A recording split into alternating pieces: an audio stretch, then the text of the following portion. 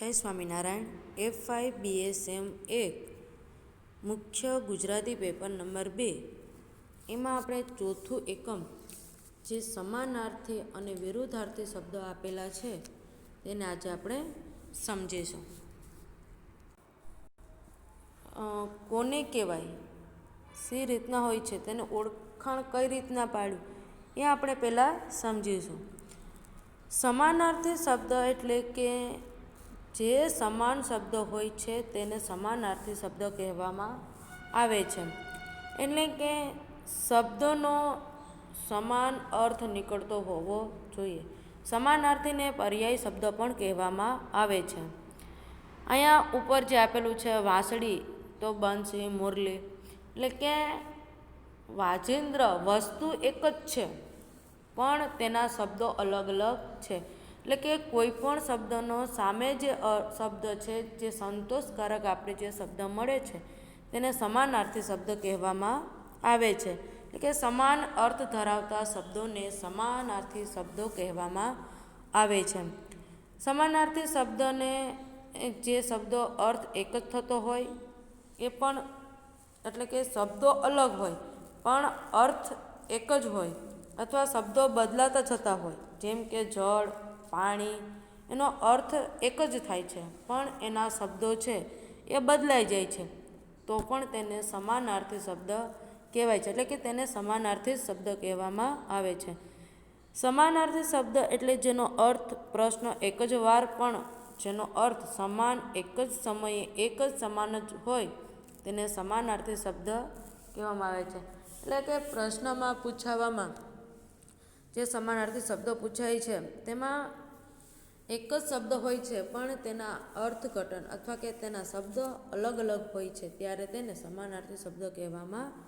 આવે છે. એટલે કે સમાનાર્થી શબ્દો એટલે કે જે પણ શબ્દ સામે મળે છે તે સંતોષકારક હોવો જોઈએ અને સમાન અર્થ ધરાવતો હોય તેને સમાનાર્થી શબ્દ કહેવામાં આવે છે. અહીં સમાનાર્થી શબ્દના ઘણા ઉદાહરણ મૂકેલા છે, જેમ કે વાંસળી તો બંસી, મુરલી, મેં એટલે કે વરસાદ, મેઘલો, બીજું છે સમજ એટલે કે અક્કલ, ડહાપણ, વ્યવસ્થા, બંદોબસ્ત, ગોઠવણ. એટલે કે શબ્દો એક જ, એટલે કે શબ્દો બદલાય છે પણ તેમાંથી જે અર્થ નીકળે છે તે સમાન જ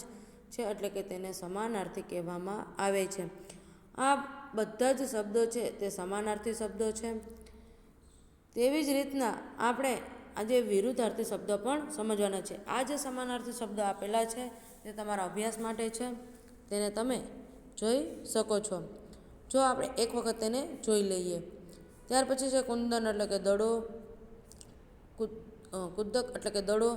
નિશયચ એટલે કે રાક્ષસ, અભિમાન એટલે કે અહંકાર અથવા ગર્વ, અસુર રાક્ષસ અથવા દેતર, નજર એટલે કે દ્રષ્ટિ, લક્ષ્ય, પર્વત એટલે કે પહાડ, ગિરી, મસ્તક એટલે સરસ અને સુંદર, બહુ એટલે ખૂબ જ અથવા પુષ્કળ, ભૌમ એટલે કે ભૂમિ, આંખ એટલે નયન, લોચન, જાજુ પુષ્કળ અથવા વધુ, કપરું મુશ્કેલ અથવા અઘરું, ટૂંકું એટલે કે ટોચ અથવા શિખર, ડર એટલે કે ભય, બીક, નજર અથવા દ્રષ્ટિ અથવા ધ્યાન, રક્ષણ એટલે કે રખેવાળી અથવા જતન, જુદું અલગ અથવા ભિન્ન, સમુદ્ર એટલે દરિયો, મહેરામણ, વેર એટલે દ્વેષ, શત્રુતા, સર્વ એટલે બધું, સઘળું, પાંદડું એટલે પાન, પર્ણ, ભેરું એટલે સારથી, મિત્ર, ડોકો એટલે ગરદન, ડોક, ગામડું એટલે ગ્રામ્ય અથવા ગામ, હેત એટલે કે પ્રેમ અથવા સ્નેહ, પોપટ એટલે કે સુખ એટલે કીર, પાદર એટલે કે ગોદરું અથવા ભાગોળ, અમોદ એટલે કે અચૂક અથવા સફળ, ઠાવકાર એટલે કે ગંભીરતા અથવા વિવેક, તત્કાળ એટલે કે ત્વરિત અથવા તરત,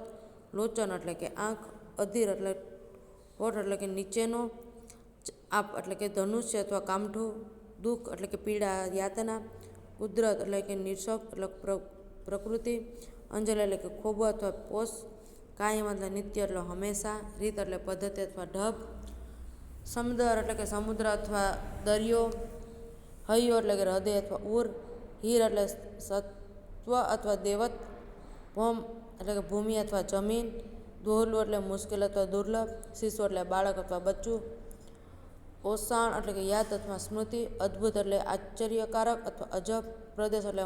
મુલક અથવા ક્ષેત્ર, સમગ્ર એટલે સઘળું અથવા તમામ, પંડિત એટલે કે વિદ્વાન અથવા જ્ઞાની, સાદ એટલે કે બૂમ અથવા અવાજ, મોકળું, ખુલ્લું અને વિશાળ, પંડિત નિષ્ણાંત અથવા વિદ્વાન, પહાડ, પર્વત અથવા ડુંગર, કુમળી અથવા નાજુક, કોમળ, મીઠા, મધુર અથવા મિષ્ટી. આ જે બધા આપેલા છે તે બધા જ સમાનાર્થી શબ્દ છે, એટલે કે શબ્દ અલગ છે પણ તેમનો અર્થ છે એ એક જ નીકળે છે. ત્યાર પછી વિરુદ્ધાર્થી શબ્દ, જે શબ્દનો અર્થ વિરુદ્ધ નીકળતો હોય. જેમ કે જોઈએ તો કે કોઈ શબ્દ આપેલો છે પણ એ શબ્દનો અર્થ વિરુદ્ધમાં મિલન અથવા વિરહ, એટલે કે જે શબ્દમાં જે અર્થમાં મિલનનું ભાવ દર્શાવેલું છે તેના સામેના અર્થમાં વિરહ એટલે કે અલગ, એટલે કે દુઃખનો અથવા અલગ જુદા થવાનો ભાવ દર્શાવે છે. એટલે કે કોઈ પણ શબ્દ આપેલો છે તેનો વિરુદ્ધનો શબ્દ, એટલે કે કોઈ અર્થ આપણે સામે આવતું હોય તો સામેની તરફનો હોય તો તેનો વિરુદ્ધની તરફ કે જતો દર્શાવે છે. એટલે કે કોઈ પણ શબ્દ આપેલો હોય છે તેનો વિરુદ્ધી શબ્દ એટલે કે તે વિરુદ્ધ દિશામાં બતાવતો હોય છે. આપણે જાણે કે દક્ષિણ તો પૂર્વ, દક્ષિણ તો પૂર્વ, પશ્ચિમ ઉત્તર તો પૂર્વ, એટલે કે કોઈ પણ દિશા આપેલી છે તો એનું ઉલટું એટલે કે વિરુદ્ધ દર્શાવતો હોય છે, તેને વિરુદ્ધાર્થી શબ્દ કહેવાય છે. તો વિરુદ્ધાર્થી શબ્દ આપણે જોઈએ તો મિલન એટલે કે વિરહ, મંદ એટલે કે તીવ્ર, વ્યવસ્થિત એટલે કે અવ્યવસ્થિત, ધ્યાન એટલે બેધ્યાન, નિયમિત એટલે કે અનિયમિત, ઉત્સાહ તો નિરુત્સાહ, શરૂઆત તો અંત, અંદર તો બહાર, બગાડવું તો સુધારવું, સઘળું તો ખરબચડું, સુવાળું તો કે ખરબચડું, અંજવાળું તો અંધારું, કાળું તો ધોળું, શરમ તો બેશરમ, વિકલ્પ તો નિર્વિકલ્પ, જીવન તો મરણ, માન તો અપમાન, પ્રગટ તો અપ્રગટ, આઝાદી તો ગુલામી, નૈતિકતા અનૈતિકતા, સુરવીરતા કાયરતા, પાસે દૂર, પુણ્ય પાપ, પવિત્ર અપવિત્ર, ઈચ્છા અનિચ્છા, નોકર શેઠ, શ્રીમતાઈ ગરીબાઈ, દુઃખ સુખ, હોશિયાર ઠોઠ, પ્રેમ દ્વેષ, પુણ્ય પાપ, સૂકા લીલા, તોફાની શાંત, ભેગા જુદા, શક્તિ અશક્તિ, વિજય પરાજય, ખરીદી વેચાણ, ધરતી આકાશ, હાજર ગેરહાજર, સુખ દુઃખ,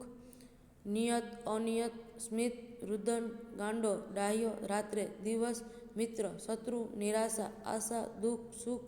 કાલ આજ, ઊંઘતું જાગતું, માંદું સાજું, મીઠો કડવો, વેળા પવેળા, તવંગર ગરીબી, કઠોર કોમળ, બુદ્ધિ કબુદ્ધિ, નીડર કાયમ,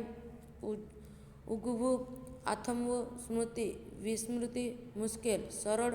સેવા કુસેવા, ગરીબ શ્રીમંત, વહાલું દોહલું, સમર્થન અસમર્થન, સંયુક્ત વિભક્ત, પરાજય વિજય,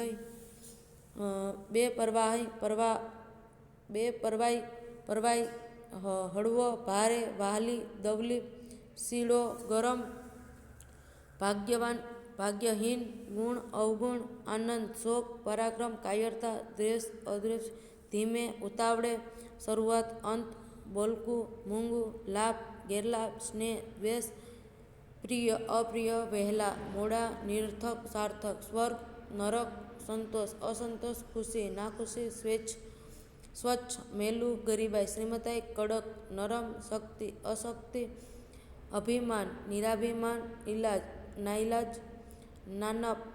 મોટપ, ધર્મ અધર્મ, સ્વાભાવિક અસ્વાભાવિક, કડક નરમ, દિવસ રાત, સત્ય અસત્ય, સર્જન વિસર્જન, અખંડ ખંડિત, ગોરી કાળી, દેવ દાનવ, સંકલિત અસંકલિત, પ્રવૃત્તિ નિપ્રવૃત્તિ, નુકસાન ફાયદો, સામાન્ય અસામાન્ય, હાજર ગેરહાજર, નફો ભીનો સૂકો, હકારાત્મક નકારાત્મક, હર્ષ શોક, અંધકાર ઉચ્ચાસ, દુઃખ સુખ, અભિમાન નિરભિમાન, કુમળું કઠોર, સ્વર્ગ નરક, ધ્યાન બેધ્યાન, જ્ઞાન અજ્ઞાન, શુભ અશુભ, હસે રડે. એટલે કે આ જે બધા શબ્દો આપેલા છે તે બધા જ શબ્દો છે વિરુદ્ધાર્થી શબ્દ છે. એટલે કે અલગ, એટલે કે જે શબ્દ ઉપયોગમાં લેવાયેલો છે એ શબ્દનું ઉલટું દર્શાવવામાં આવે છે. સુખમાં શબ્દ આપેલો છે સુખી, તો એ સુખી છે એનું સામે દુઃખી શબ્દ એટલે કે જે દુઃખ છે એ દર્શાવવામાં આવે. એટલે કે કોઈ પણ શબ્દનું વિરોધી શબ્દ દર્શાવવામાં આવે છે એટલે તેમને વિરુદ્ધાર્થી શબ્દ કહેવાય છે. એટલે વિરોધ અર્થ દર્શાવતો હોય છે એટલે તેમને વિરોધાર્થી શબ્દ કહેવામાં આવે છે. અસ્તુ.